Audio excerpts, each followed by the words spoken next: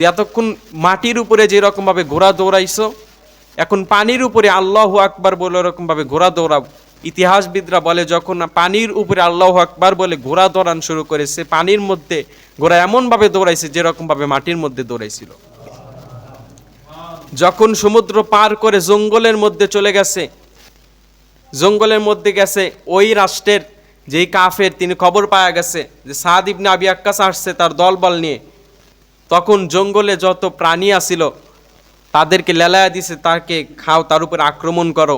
আবার তার মাথায় একটা চিন্তাও ঘুরপাক খাচ্ছিল যে এই জঙ্গল অতিক্রম করে আসতে পারবে না, তার আগে বাঘগুলো, শিয়ালগুলো, কুকুরগুলো, যত হিংস্র প্রাণী আছে তারা তাকে খেয়ে ফেলবে।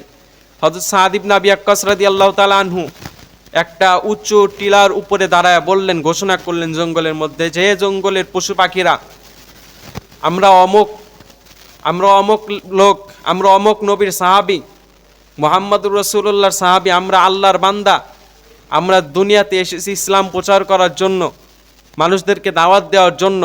আমরা তোমাদেরকে বলতেছি, তোমরা যদি আল্লাহকে মেনে থাকো, তার নবীকে মেনে থাকো, যদি তাকে ভালোবেসে থাকো, তাহলে তোমরা এই জঙ্গলকে খালি করে দাও।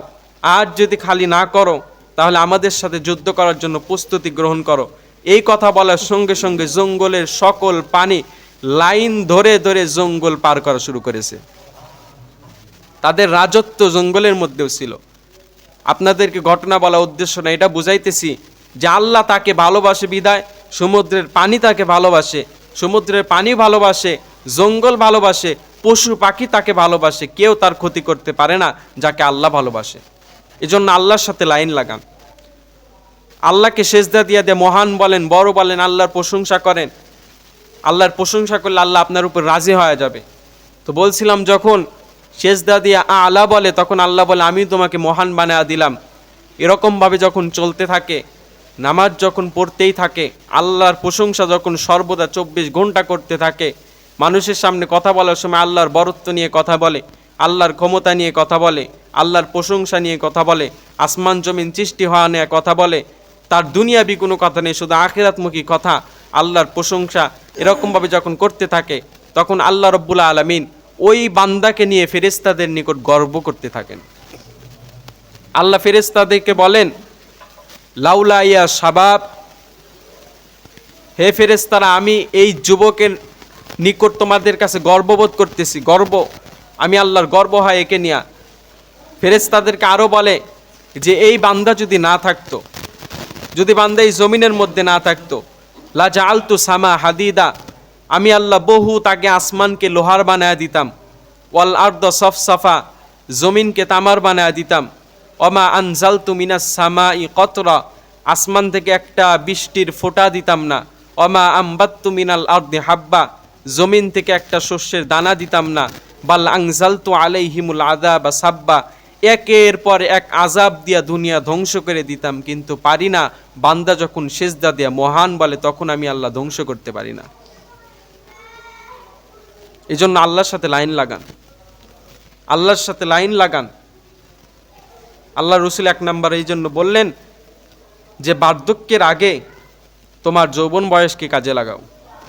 এরপরে বললেন ওয়াসিহাতাকা ক্বাবলা সুকুমিক, অসুস্থতা আসার আগেই সুস্থতাকে কাজে লাগাও। সুস্থতা অনেক বড় একটা নিয়ামত। মানুষ অসুস্থ হয়ে গেলে ইবাদত বন্দেগী করতে পারে না। মানুষ সুস্থ থাকলে যতটুকু ইবাদত করতে পারে, অসুস্থ হলে ততটুকু ইবাদত করতে পারে না।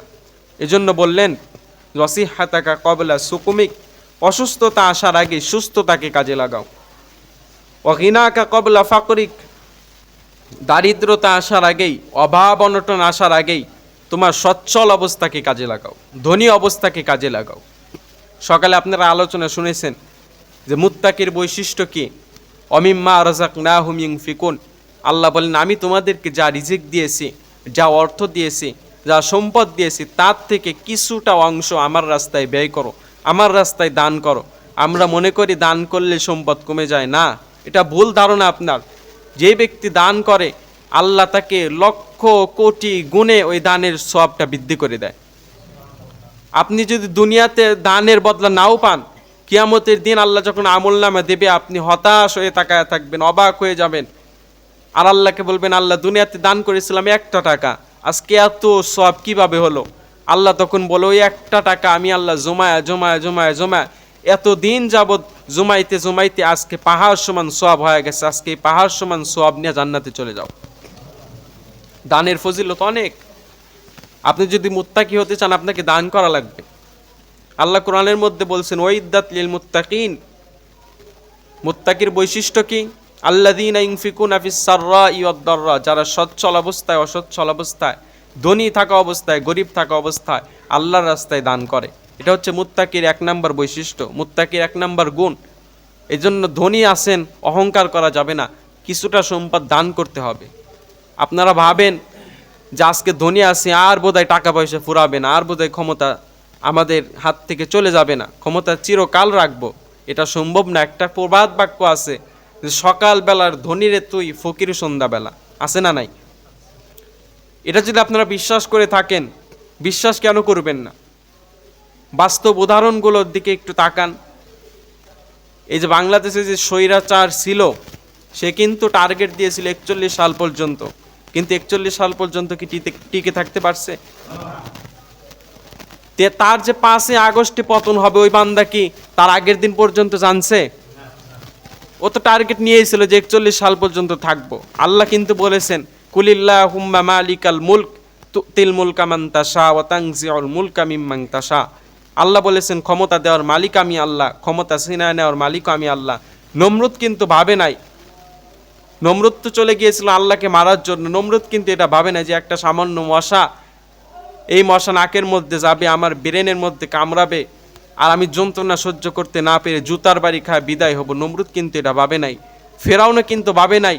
ফেরাউন কিন্তু সরল মনে সাগরের মধ্যে চলে গেছে, রাস্তার মধ্যে চলে গেছে, কিন্তু ভাবে নাই যে একটু পরে এই পানিগুলোকে আল্লাহ আবার একত্রিত করে দেবেন, রাস্তা আর থাকবে না, আমাকে যে কাদা খাওয়া খাওয়া মৃত্যুবরণ যে আমাকে করতে হবে, এটা কিন্তু ফেরাউনও ভাবে নাই। ঠিক তেমনিভাবে এই সরকারও কিন্তু ভাবে নাই যে আমাকে 5 আগস্টে পতন হতে হবে। কিন্তু আল্লাহ যে বলেছেন ক্ষমতা দেওয়ার মালিক আমি আল্লাহ, ক্ষমতা নেওয়ার মালিকও আমি আল্লাহ, এই আয়াত দ্বারা প্রমাণ হয়ে গেছে, বাস্তব প্রমাণ হয়ে গেছে যে আল্লাহ যদি কাউকে চায় ক্ষমতা দান করে, আবার আল্লাহ যদি কারো কাছ থেকে ক্ষমতা নিতে চায় তখন তার কাছ থেকে ক্ষমতা নেয়। আল্লাহকে কিন্তু কারোর কাছে জবাবদিহিতা করার কোনো চিন্তা নাই, ভয় নাই, পেরেশানি নাই।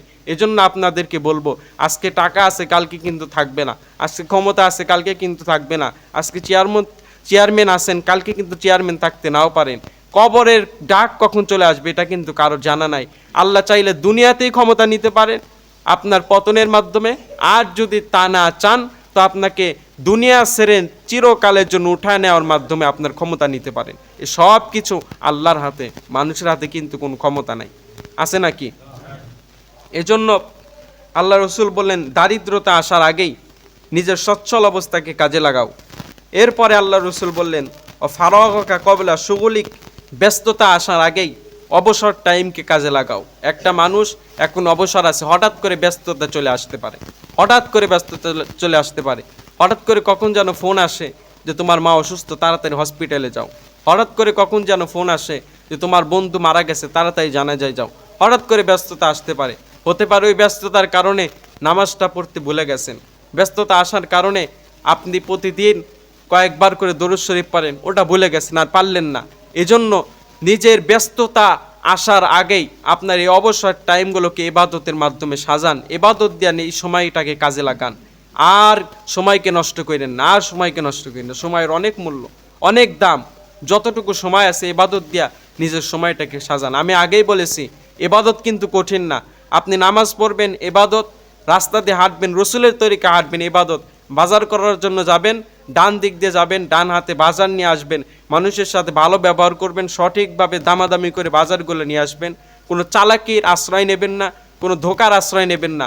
আপনি সঠিকভাবে বাজার করবেন, সঠিকভাবে আসবেন, ওই বাজারগুলো রান্না করবেন, রান্না করার পরে খাবেন, দোয়া পরে খাবেন, রসুলের তরিকায় খাবেন, যা কিছু করবেন সব কিছু ইবাদত, কিন্তু হতে হবে কার তরিকায়? রসুলের তরিকায়। 5 নম্বর আল্লাহ রসুল বললেন সর্বশেষ ও হায়াতাকা কবলা মাউতিক, মৃত্যু আসার আগে জীবনকে কাজে লাগাও।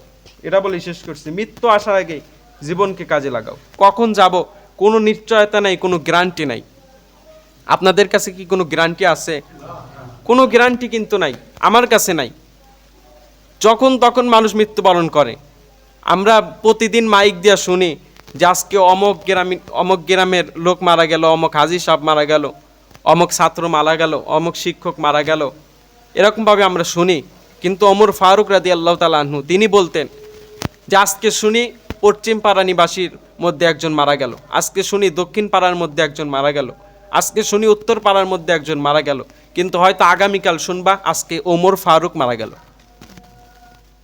আজকে আমরা শুনি আব্দুস সাত্তার মারা গেল, কিন্তু একদিন শুনবেন আব্দুর রহমান মারা গেল। আজকে শুনি ওমর ফারুক মারা গেল, আর একদিন শুনবেন আব্দুস সাত্তার মারা গেল। মানুষের মরার কোনো নিশ্চয়তা নেই, হঠাৎ করে মৃত্যুবরণ করে মানুষ। এখন ভালোভাবে চলতেছে, জমিনের মধ্যে পড়ে মারা যায়। এজন্য আসেন, যেই 5টা বিষয় বললাম, 1 নাম্বার হচ্ছে নিজের যৌবন বয়সকে কাজে লাগান, বৃদ্ধ হওয়ার পূর্বেই। অসুস্থতা আসার পূর্বে সুস্থতাকে কাজে লাগান, দারিদ্রতা আসার পূর্বে সচ্ছল অবস্থাকে কাজে লাগান, ব্যস্ততা আসার আগে অবসর টাইমকে কাজে লাগান, মৃত্যু আসার পূর্বে হায়াতকে কাজে লাগান।